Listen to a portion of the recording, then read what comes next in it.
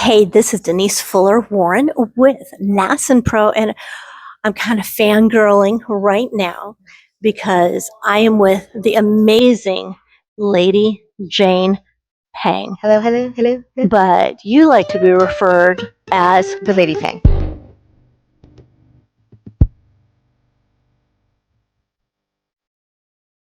the Lady Peng. If you have not seen her TikToks, OMG.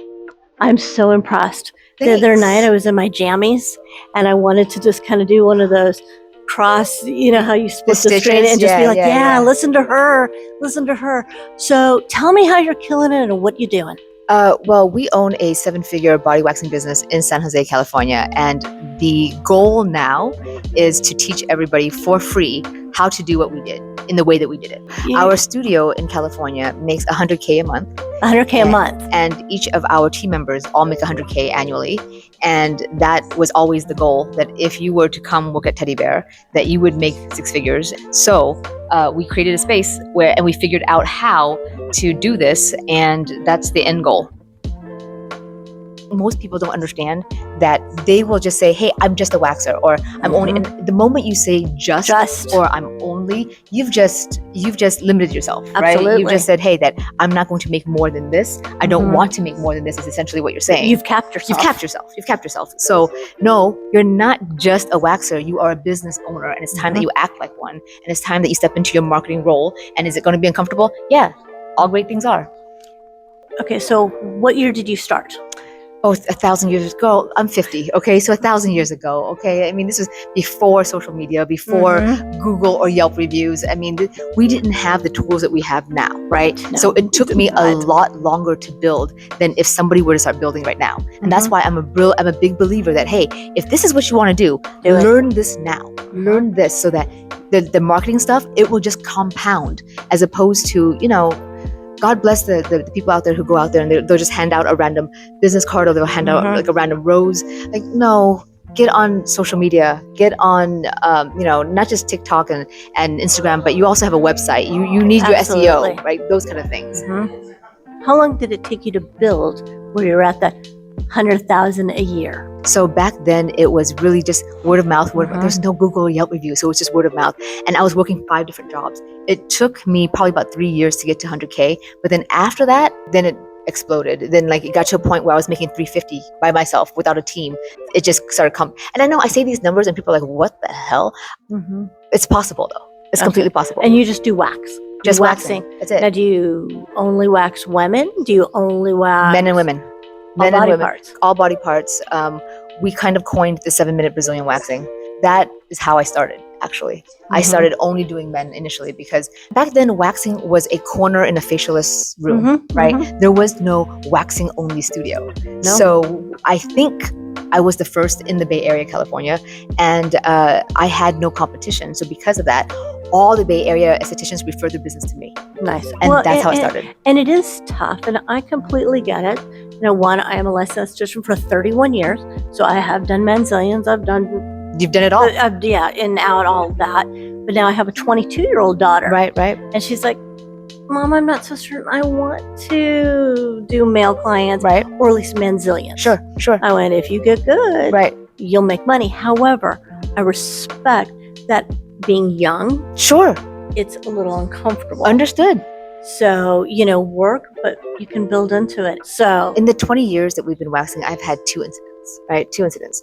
And each of those incidents, it's never a pleasant thing. But it's one of those things where if you're going to take male clients in that capacity, you have to, I hate saying this, you have to prepare. And you have to, and like at my studio, for example, we role play that if you have to, that if this happens, how are you going to react? Because a lot of people, you can talk a really big game about how, oh yeah, if someone did this, I would say that, but really sometimes you freeze. You do. Jane 9.0 is different from Jane 1.0, right? How I handled back then, like I was like, what? But now Jane 9.0 has no problems having you feel uncomfortable. Absolutely. You're going to feel uncomfortable. And that comes with experience. And that experience we can pull forward and help the next generation by saying, okay, be aware this might happen. Let's not ignore the possibility. Right. Be aware this might happen and let's prepare for it. This is what you're going to say. But on the flip side, let's not provide a service because we are afraid or out of fear.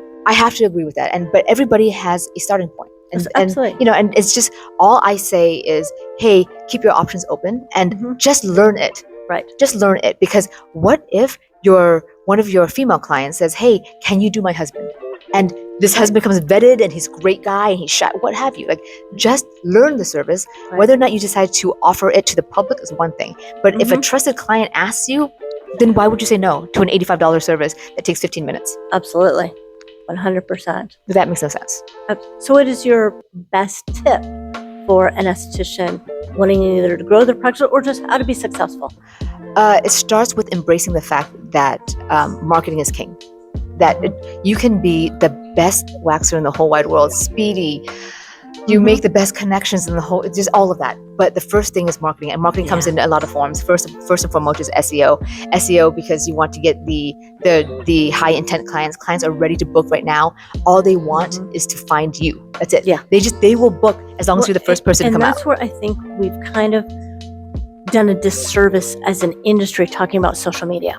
Just agreed. No. Get on social media, get out, and they're going to book. No, they're not going to book you through you shaking. Right. Wiggling, Right. all of that. Right. Which is fun. Social media highlights you. Right. Your service, your expertise. But it's your job still to provide a pathway into them booking. Social media is one of those things where I wouldn't say it's high intent, meaning that a lot of people, they're just scrolling. Everybody's just scrolling, right? And they see a cute video. Okay, they might follow you, but there's no intention there to book with you, right? Because marketing is now like 10, 12, 16 touch points where you have to be in front of someone 16 times. Yes. Whereas if someone's Googling Brazilian wax, San Francisco, and you're the name that pops up, they are actively looking for you. So I would prioritize the website first. And social media, absolutely. But the thing with social media is that you have to continuously work on it. If you don't, you become obsolete, right? So like build a website and something that is there and compounding daily for you. And then when you're too busy to do social media, it's okay. This website is still advertising for you. Absolutely. And be comfortable with who you are in your authenticity. Oh, 100%. Do not do 100%. what XYZ influencer, because you may not feel comfortable, but that person's killing it. That is such a fantastic point. And that's actually one of the first things that I teach students with regards to social media, which is find the form that works for you. I have never danced on social media. I cannot dance. But no one wants to see me most dance. of my content is just direct to camera, me talking. And that is or a voiceover. That is the form that I'm most comfortable with, because if you're uncomfortable, you're going to avoid it. So then you're not going to do it, right? Whereas if you find what works for you, then that is your path to that form of marketing. I think that is so important for people to realize that but it's incumbent upon them to do the research to figure out what forms of social media they are comfortable with, that they're willing to do. Look who's on our cover. It's you. I swear, I'm so humbled and so honored and I'm incredibly shy about this, but it's amazing. And thank you for the opportunity. Thank you for this. This is my first, and I'm going to frame this, and it's okay. In this edition It's true. of NASNPRO. Yeah. It started out at 6 hours and now it's 15 minutes, right? For $85. At that time, I was like, how am I going to make a profit? How am I going to, $85 for $60 at that time, but for 6 hours.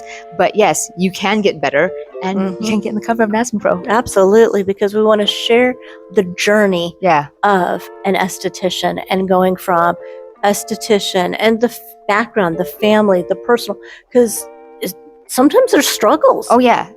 Personal goes into professional and professional goes into personal, and we need to be real about telling our stories Completely. and uplifting and elevating other estheticians. One really quick thing about that is that a lot of estheticians are starting in this industry older, right? They're like second career, third career, fourth career, and it's okay, and it's not too late. No, it's never too late. Just really be smart about your moves. It's never too late. I know estheticians who've just been in the game and they're already making 6 figures. So I had a student, aesthetic student. She was 75 years old. God bless her. God bless her. And in the day, she was a high-end salesperson, personal shopper. And she came, did a facial, was doing school. Her first client as a student came to me to give feedback and said that was the most horrible facial because she had onset Parkinson's. Okay. Oh. And I went, all right, we're going to work this out. Right. We'll figure it out. So I went to Cecil and I went, this is what you did well. Fantastic. Such a This smart is move. what we need to work on. Right. However, what move in a facial mimics Is it Parkinson? are we to pote? No, Essorage. no, but more of that petrissage like that. I said, work on that. Do a little bit more That pressure. is so smart. She graduated. She went to a senior citizen home. Said, I am an esthetician. I can do this, this, and this. They hired her right out of school. She was making probably $80,000. Good for her. She did not let her age No, ma'am. or health situation. No, ma'am. And she's like, this is not a disability, Denise. And I went, use more slip. Right. Okay, than what I would normally Right. do. But let's work with it because I want to see you succeed. Right. She started at 75. She's It's passed never on too now. late. It's never too But late. I always remember it's never too late. No. Just be really, I mean, that's just it. There, in whatever industry it is, in whatever niche it is, do what works for you. So important. Yeah. Find your niche and figure it out. Well, thank you for being here today. Love you. Thank you for having me. I love you. Thank you.